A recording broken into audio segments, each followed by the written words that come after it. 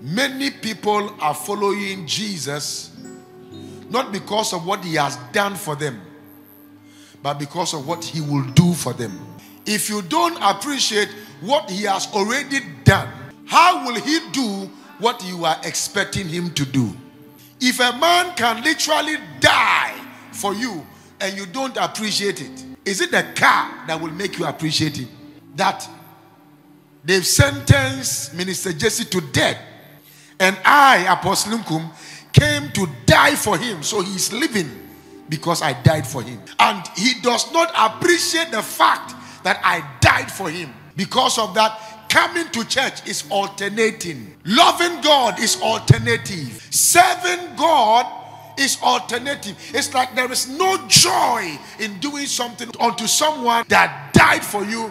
There is something wrong with Christianity. And the question here is, what are you struggling about? I have not received breakthrough. All my friends are seen and known. I am not seen and known. Oh, brother, when Jesus came to the earth, God was still in heaven. Nobody has seen him. It doesn't mean he was not existing. The Holy Ghost was also there. It doesn't mean when Jesus left, the Holy Ghost came. If we don't teach people the real level of Christianity, we will have a problem. So you think about it. Deacon Stephen, he was preaching. They were stoning him to death.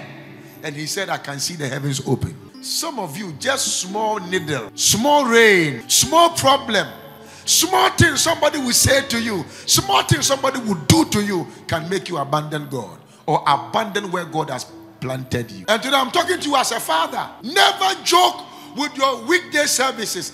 I sense in my spirit, I heard one pastor saying that Jesus is not coming now, so everybody should do. Hey, let me tell you, there are a lot of fake teachers in this world. As much as we are fake prophets, we have a lot of fake teachers in this world.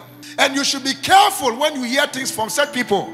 Jesus can come any moment from now. He can come. The hour and the time is when no one knows, but he will surely come. There are pointers. So he is coming. He will come. But are you ready when he comes? God has handed over a job to you, assignment to you, a work for you to do. But you abandon what God has given to you to do, and you want what you are doing to work. Can you take the things of God very serious? Can you start taking the things of God like a World Cup? If God decides to give us breath when he feels like it, I wonder how many of us will be alive. May the Holy Ghost help you to make God a priority.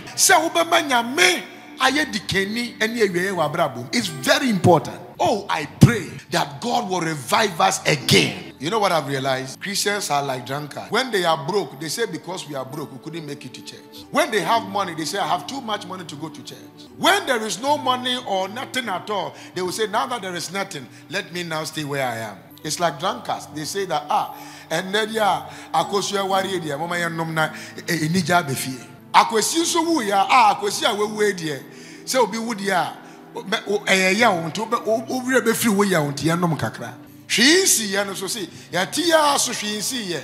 Ya yenya bibia enya sa kakra na betumi anom mama yemmo kakra na yentena se so. Whether something happens or nothing happens, a drunkard will always drink. I wish somebody will learn from them in a positive way, that whatever that will happen, I will still go and serve my God. I'm talking to the department heads. I'm talking to the departmental heads. I'm talking to workers in various sections and various places. You don't come to church. You are look at the choir alone, and then come and see the people that came to church on Friday to sing, and you will be sorry. You will be shocked. I felt like God wanted worshippers and they were sleeping in their houses. Because it's Friday, God is not supposed to be worshipped. There are people, whether they have or they don't have, they will go to work. Whether they are sick or they are strong, they will go to work. Are you listening to me? Just because of CDs. Even the person who distributes CDs still died. And you, who is taking your portion, my prayer to you today is you will rekindle your commitment to God. There are some of you, funerals you have not invited is where you go. Parties you have not invited is where you go. I'm wondering whether you love God. Party, weddings is good, but it's not the ultimate. God is the ultimate. Are you in church? Change the way you walk with God. If you really want God to do things in your life, be consistent with God. Be consistent. Be consistent with God. Dress to Friday service like you are going for a wedding. Don't ever take anything about God for granted. Be serious with the things of God. And watch out what God will do in your life. I'm telling you, God does not disappoint. And I'm a witness. I said, if you think God cannot lift anybody, look at me. And you will know that God lifts men. Look at me. Total nobody. But when I found God, when I followed Him, when I became addicted to Him, I was walking for an hour and a half to get to church. My mom is my witness. When I came from Bible school, I was walking. I walk there on daily basis. Daily basis. Where am I now? I can't even walk. There are some cars when somebody even see me driving, they say, Papa, are you okay? Somebody saw me driving this my small Altima. The person was, Papa, are you okay? Are you sure you are okay? God can lift you from nowhere and bless you so much that even if you want to be small, people will not allow you to be small. Never take your walk with God for granted. Never joke with the things of God. Because every time you spend in the presence of God, an addition, something is added to you. Look at somebody else and say, take the things of God. Very, very, very serious. And never take it for granted. Especially the things of God. Your salvation, your walk with God. Never take it for granted. When you start prioritizing things over God, you have missed it. I don't care how you feel. I'm telling you. Take the things of God very serious. World Cup. The European champion. Some of you, your life is like Ghana Premier League. Are you listening to me? You need revival.